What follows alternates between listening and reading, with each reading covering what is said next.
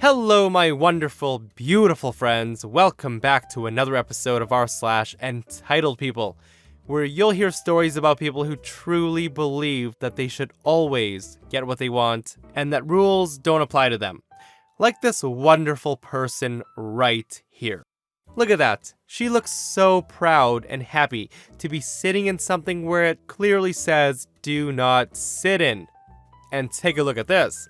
During a pursuit last night, one of the occupants of the vehicle rang his mummy, who then rang the police asking for cars and helicopters to stop following her son. Hashtag we didn't stop. Hashtag all detained. You know what? That's weird. I always thought that if a parent calls into the police station asking them to stop pursuing their kids, that they legally have to.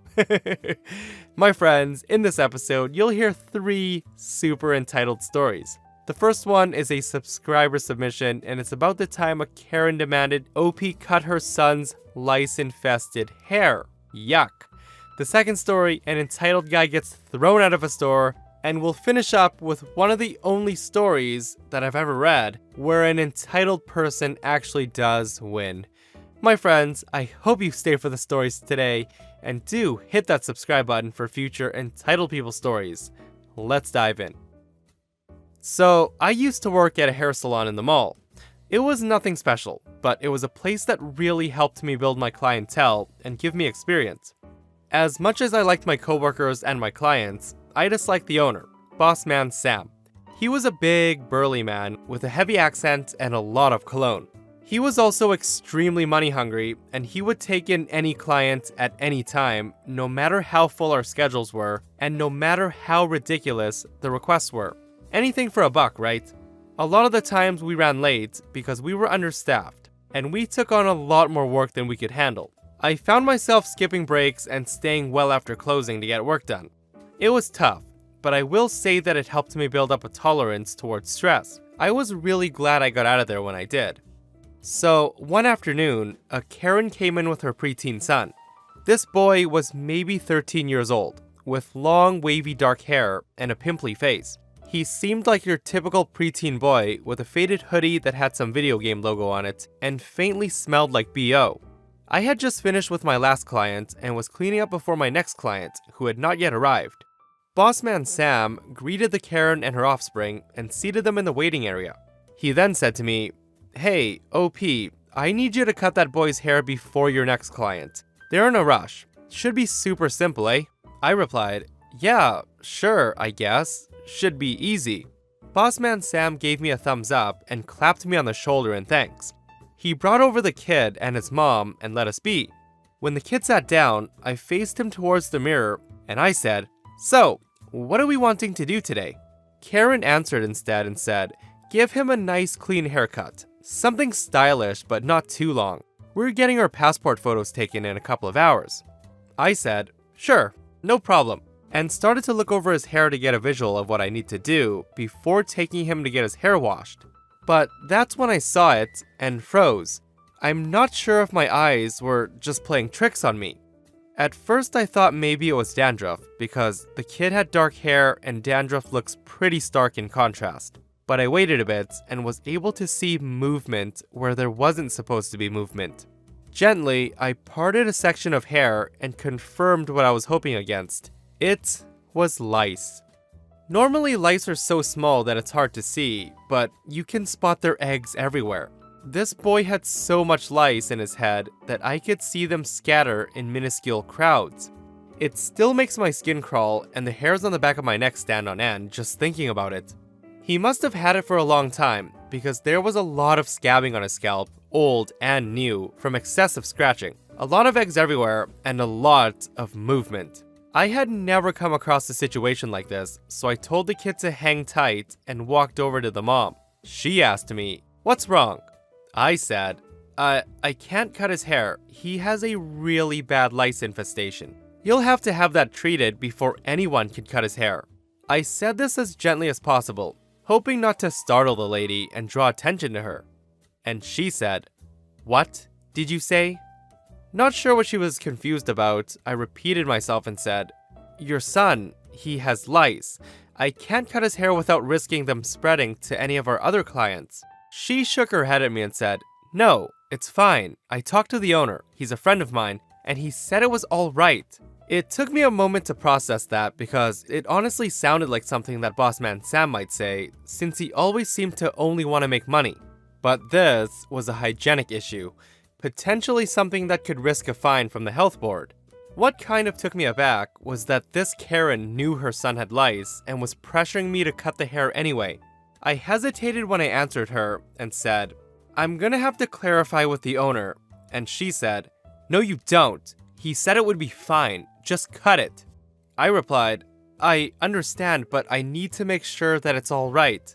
Karen started to raise her voice and said, "Why are you being so difficult? I said it was fine."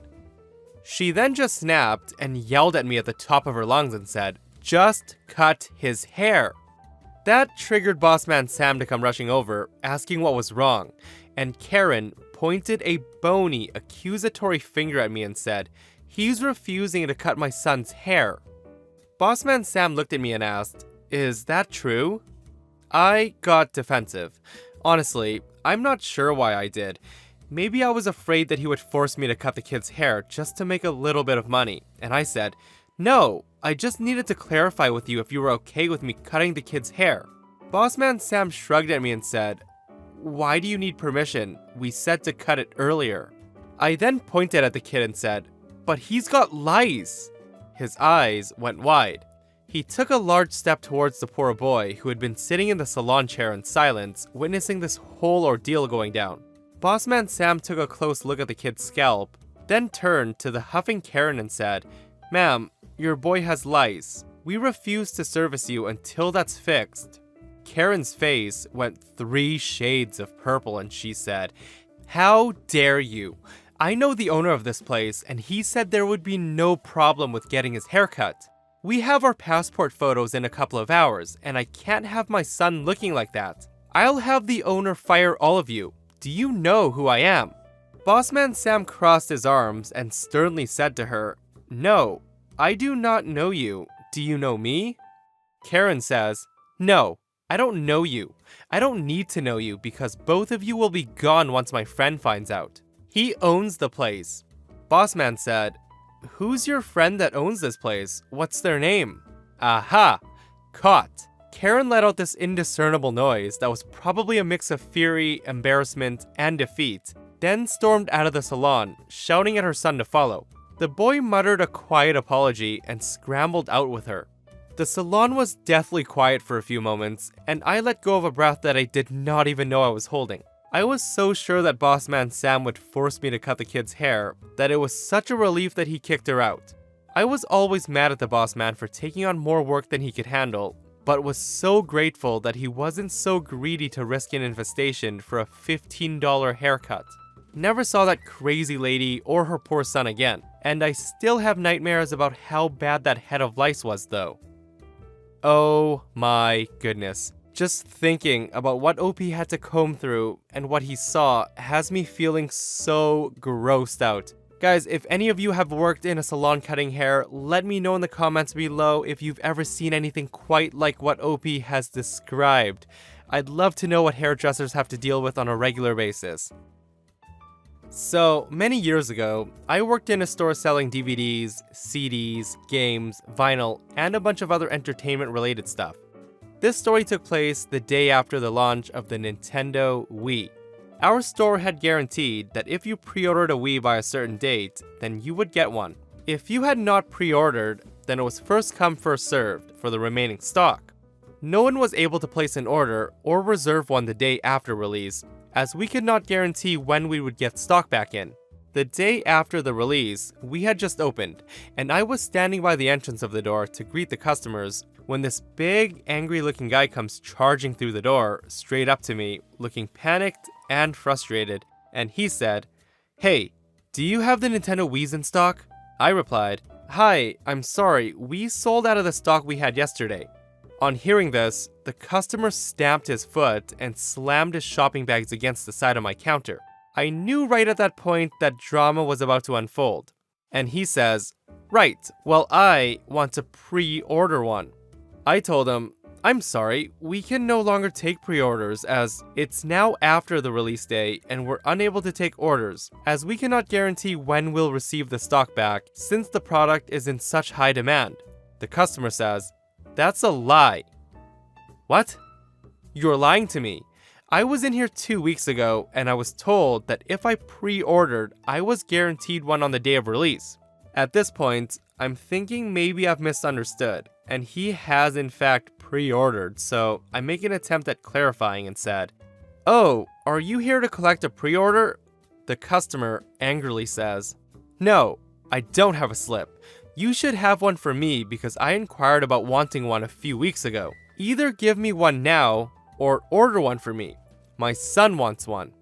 I replied, "That's not how it works, unfortunately. We only pre-order with a deposit. If you have not paid a deposit, then we do not have a pre-order for you. I cannot order you one as our system will not let us." And he screams, "This is ridiculous. Get me a manager right now, as you are obviously incapable of sorting this mess out. I'm telling you right now, I'm not leaving here without the new console." As angry as this guy already was, he was about to get even angrier, as I now had to inform him that I was in fact the manager on duty and the only one around. The guy flipped out, pointing his finger in my face, calling me a liar. Just as I was starting to worry that this guy was about to physically attack me or something wonderful happened. I felt something brush over the top of my shoulder from behind, and suddenly, the customer's face dropped as he was being dragged towards the door. Our security guard had just come on shift and was entering the shop floor when he heard the customer screaming at me. He walked straight up from behind me, grabbed the guy by his neck, and dragged him outside backwards, telling him, "You're done." Once outside, the guy stood between me and the security guard, almost foaming at the mouth with rage for a good minute before turning and storming out of sight. Is security actually allowed to do that? To put their hands on you and just grab you by the neck and drag you out of the store? I would have loved to see that all go down. So, a few years ago, I was working at a used video game store. I was behind the counter, doing morning inventory when a teenager came in. The teenager wanted to buy Grand Theft Auto 5. I asked him, "Do you have an ID?" I check his ID, and he's only 16 years old. The game he wanted was rated M, so I couldn't sell it to him. "Sorry, buddy, it looks like the game's rated M. I can't sell it to you because you're under the age of 17. Is one of your parents in the car?" He replied, "No, but I want it." Believe me, I want nothing more than to give it to you. Company policy restricts me from selling it to you though. And he says, "Do you know who I am? Do you know who my father is?" I replied, "Buddy, I'm on your side. I want to sell the game to you, but my hands are tied. Just come in with your parents or a big brother or even an older friend. I can give it to you then." He then told me, "Enjoy the unemployment line." He exits and I think nothing more of it. This happens once a week. The next day, my boss called me and asked me to meet at the coffee shop next door before my shift. He commonly does this to go over monthly numbers. The manager says, "So, yesterday, did you have a kid come in here asking to purchase a game, but he was too young to buy it?" I said, "Sure did. He was underage, so I didn't sell it to him." Then I go over the conversation with my boss. The manager says, "I know you followed policy, but that kid's father actually knows the owner of the store. I'm sorry, but I have to let you go." Are you serious? For following company policy? "Yeah, it sucks, but the father called his friend and he suggested that we let you go. And here I am." And just like that, I was unemployed, all because I followed corporate policy. Well, gee.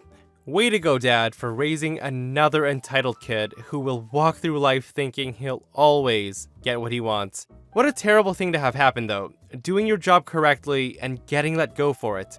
And that, my friends, is r/entitled people. If you guys missed yesterday's episode, an entitled Karen does not believe that OP is blind and confiscates her cane. Check it out if you haven't, and I'll see you guys in the next one.